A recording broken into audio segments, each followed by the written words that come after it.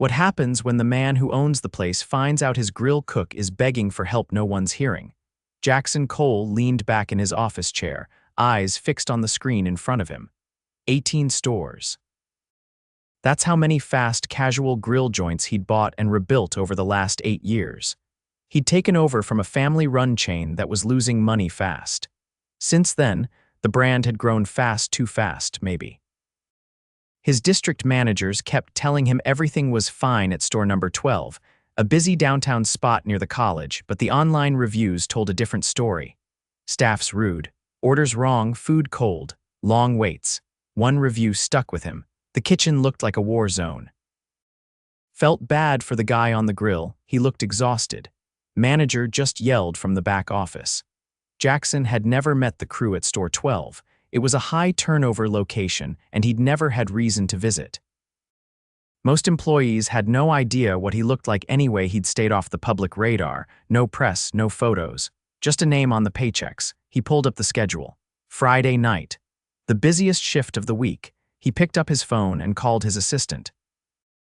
"Book me a cheap motel near the downtown store. I'm going in." He walked through the back door of store 12 at 4 o'clock sharp, dressed in a plain black tee jeans and a worn-out baseball cap. His beard had grown out the last few weeks, giving him an older, scruffier look. He'd even added a few fake scars with makeup to make it more believable. The manager barely looked up when he walked in. "You the new trainee?"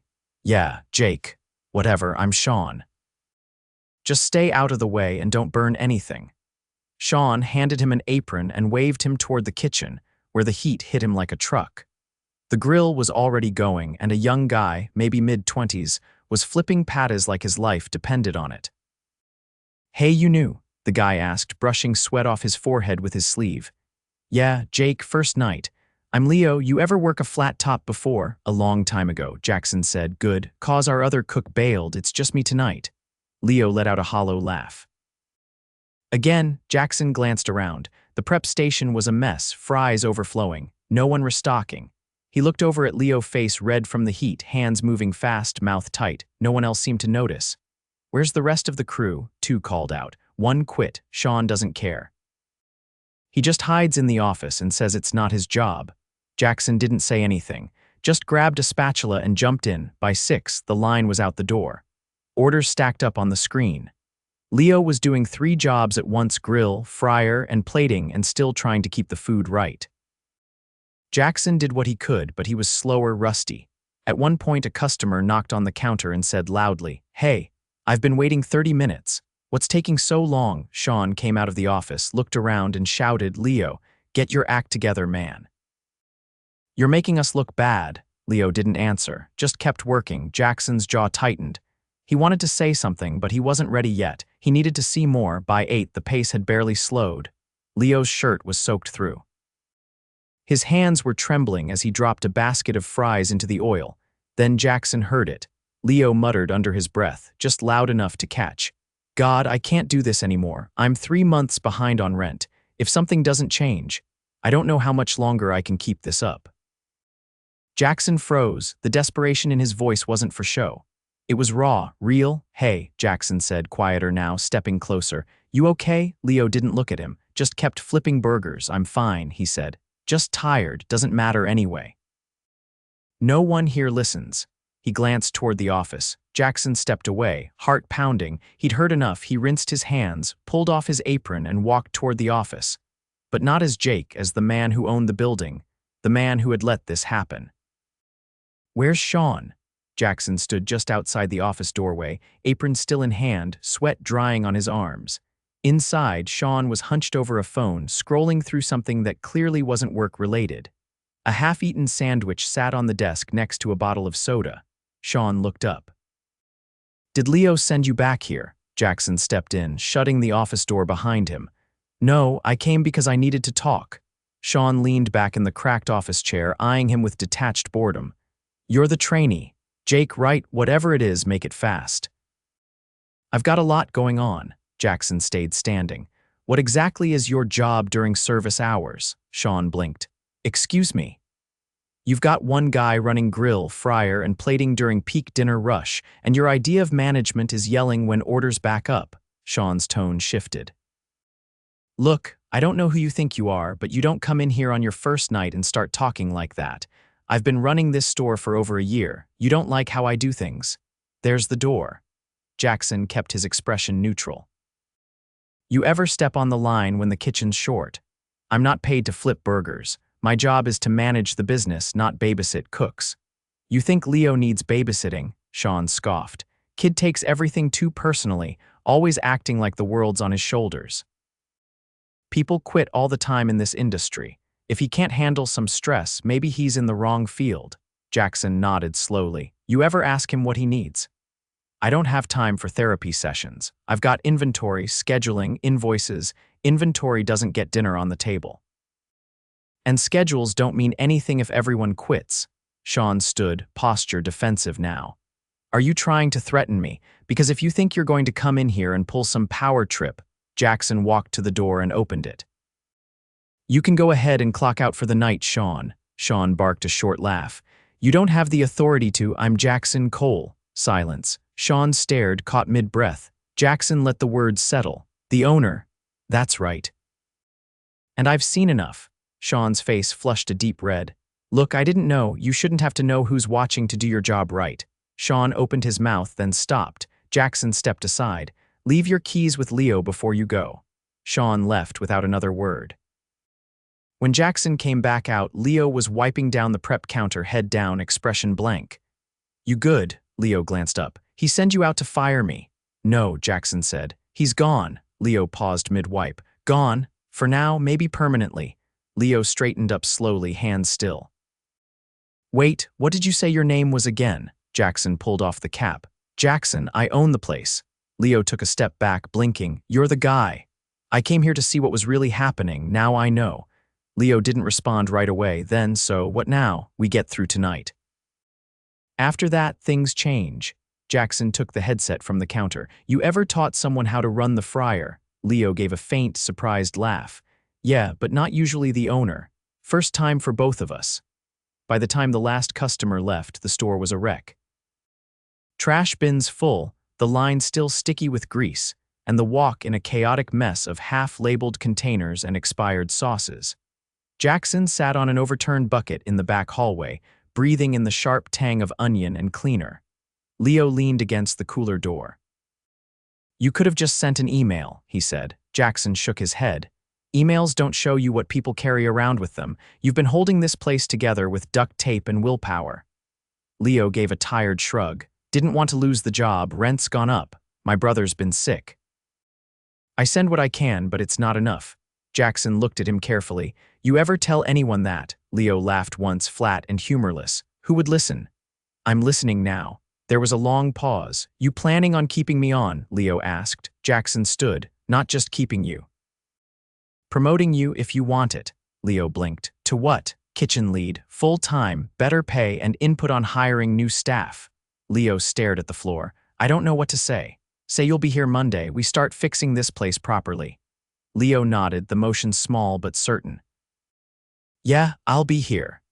Jackson walked out through the dining room, flipping off the lights one by one. He didn't need to see any more tonight. The real work started tomorrow. Saturday morning came early. Jackson arrived at the downtown store just after 6, a thermos of coffee in one hand and a clipboard in the other. The glass doors were still locked. Inside, the dining room was dark and quiet, but yesterday's grime still clung to the windows. Leo showed up not long after, backpack slung over his shoulder, eyes heavy. He didn't say much, just nodded and followed Jackson inside. They spent the first hour in silence, cleaning up what the night shift had left behind.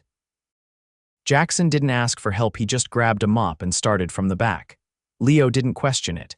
He grabbed the degreaser and started wiping down the vent hoods. By 7:30, Jackson glanced up from the walk in inventory sheet. I want to meet the rest of the crew, he said. The ones still working here. Leo leaned against the storage rack. That's not a long list. Then it won't take long. They gathered in the dining room at 8. 4 people showed up, not including Leo. 2 cashiers, 1 prep cook, and the morning shift supervisor, a woman named Renee. She looked to be in her late 30s, with tired eyes and a sharp way of holding her clipboard like it was a shield. Jackson didn't introduce himself right away. He just sat with them at one of the booths. You've probably heard I was in the kitchen last night, Renee nodded. The others just looked at each other, unsure. I'm not a consultant, I'm not from corporate, I own this company. Silence. Then Renee spoke. You're the one who let Sean go. Jackson met her eyes. Yes, she exhaled slowly and set her clipboard down. About time. The prep cook, a teenager named Marcus, shifted in his seat. Is he really out for good? That depends on what we find when we dig into the HR files, Jackson said, but unless something surprises me, yes. The younger cashier, a girl named Tasha, folded her arms. He used to mock customers when they walked away, called them whiners under his breath. The other cashier, a guy named Ali, added, he'd dock hours if someone asked for a break, said we were too soft. Jackson's jaw tightened, but he didn't speak right away. Instead, he looked at each of them and asked, why'd you stay? Renee didn't hesitate. Because I needed the paycheck. Because I like working. Because I thought maybe I could outlast him. Ali shrugged. I kept hoping someone higher up would notice. I didn't think it would be you in an apron. Jackson nodded. That's on me. He reached into the folder he'd brought. Starting Monday, we're bringing in 2 shift leads from other locations temporarily. We're short here, and I won't ask you to carry that alone. Renee, I want you leading mornings until we find a permanent GM. Renee raised an eyebrow. You're not bringing in someone from outside. No, I'm rebuilding this team from people who have actually been in the mess. She nodded once. Then I'm in. And everyone else, Jackson continued, will get 2 days of paid cross-training at another store before next weekend. You've been running blind, and we need to fix that. Tasha leaned forward. Does that mean we finally get someone to cover the lunch shift? I haven't had a real break in weeks. We're already recruiting, Jackson said. But I'm not hiring fast, I'm hiring right. If someone can't respect the people here, they won't work here. Marcus tapped the table lightly. Can I ask something? Go ahead. Is Leo really in charge of the kitchen now? Jackson looked across the booth. He is. Leo's eyes widened slightly, but he didn't speak. Marcus nodded. Good. He's the only reason we didn't fall apart last week. Training started that afternoon. Jackson called in 2 of his most trusted managers from other stores, people he knew ran clean kitchens and respected their crews. They didn't come in with clipboards or lectures. They rolled up their sleeves and joined the line. By evening, the energy had shifted. The kitchen was still short-staffed, still hot, still chaotic, but there was order to it now. When things backed up, people called out times instead of shouting. When a tray hit the floor, no one got blamed, they just cleaned it and moved on. Jackson stayed mostly in the background. He watched how people moved, how they checked in with each other. He noticed how Leo gave Marcus tips without talking down to him, how Renee redirected a frustrated customer without raising her voice, how Tasha double-checked an order even though the system said it was right because she knew the regular who ordered it and knew he always left the onions off.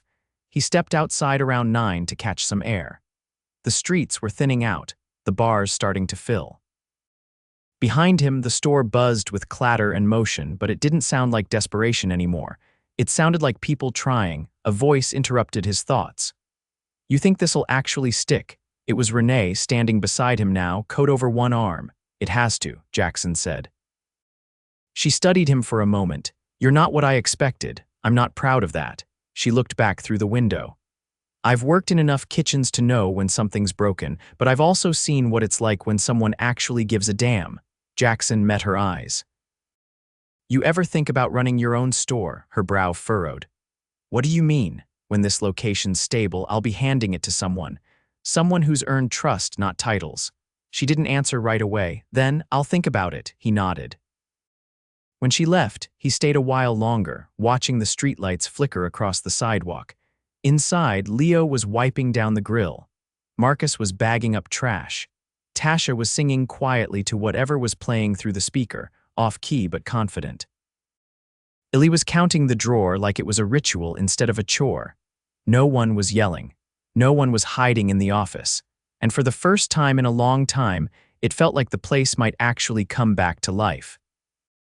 By the end of the following week, the downtown store was holding steady but barely. The temporary leads from other locations had stabilized the rush shifts, but the team was still lean. New applicants were trickling in, but Jackson had told the hiring team, no shortcuts. The damage done under Sean's management couldn't be undone overnight, but the standard was set now. If someone couldn't respect the job or the people doing it, they didn't get hired. Saturday afternoon, Jackson returned to store 12. He didn't wear the apron this time. No disguise.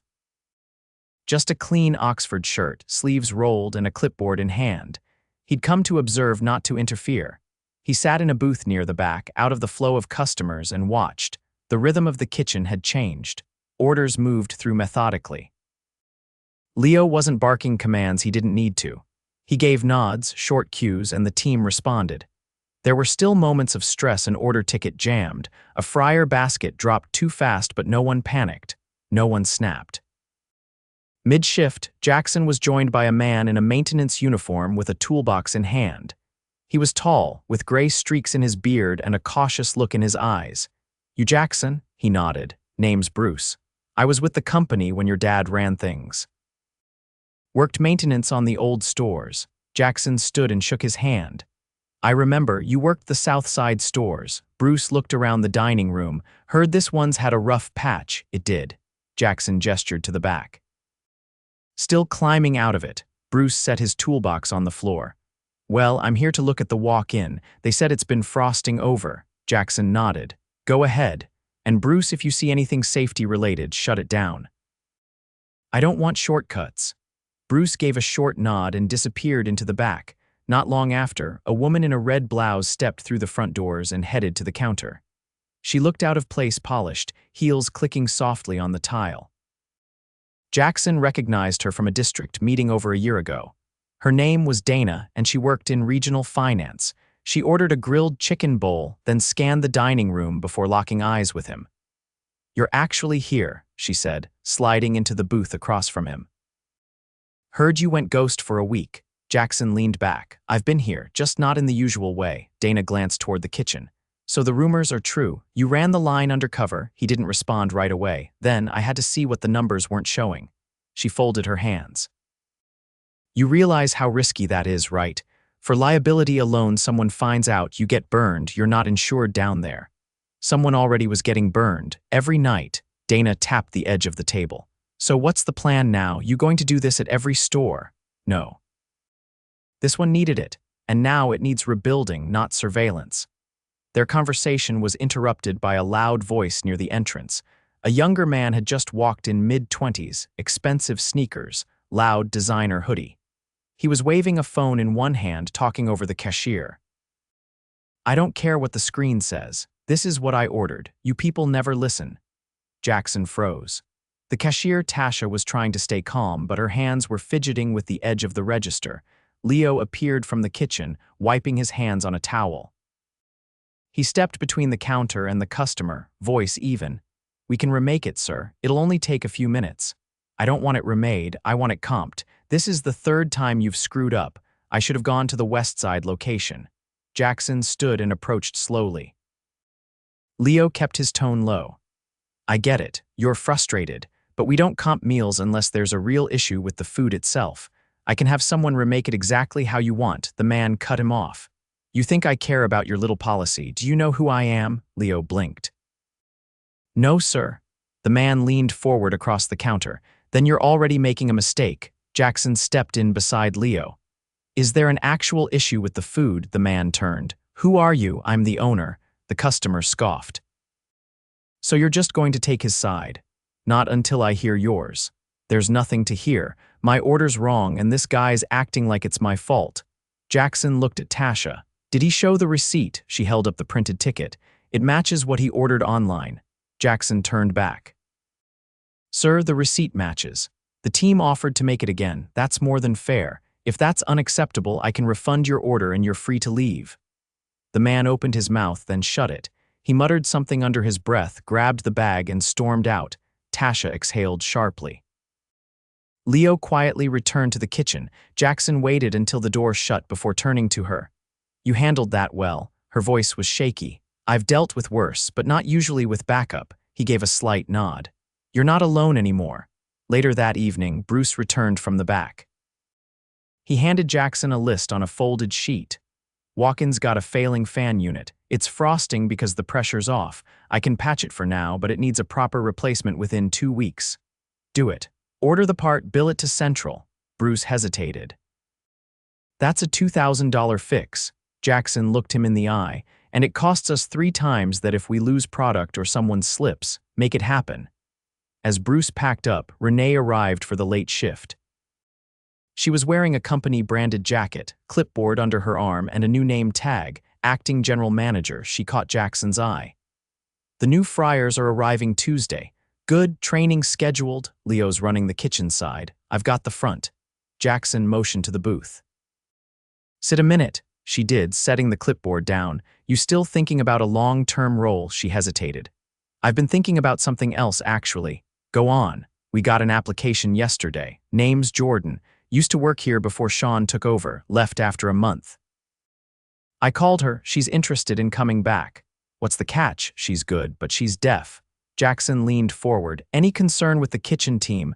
No, but we'll need to adjust visual timers, maybe a few hand signals. Then let's do it. Renee raised an eyebrow. Just like that. We made this place hard for people like her before. Let's make it right now. She nodded slowly. I'll schedule her for an interview Monday. By closing time, the last of the customers had filtered out. The store wasn't spotless, but it was cleaner than it had been in weeks. The staff stayed late to reset the line, not because they were ordered to, but because they wanted to. Jackson stood near the back, coat over his arm, watching Leo finish wiping down the line. You're building something here, he said. Leo didn't look up. Feels like it. You still worried you can't keep it going? Leo finally turned. I was, but not anymore. Jackson extended his hand. Then I'll stop hovering. Leo shook it. You sure? You've got this. I'll be back to check in. But this is your kitchen now. As Jackson stepped outside, the cold air bit at his collar. The street was quiet, the city humming in the distance. He didn't look back through the window this time. He didn't need to. For the first time in a long while, the store wasn't just surviving. It was healing, and this time it would hold.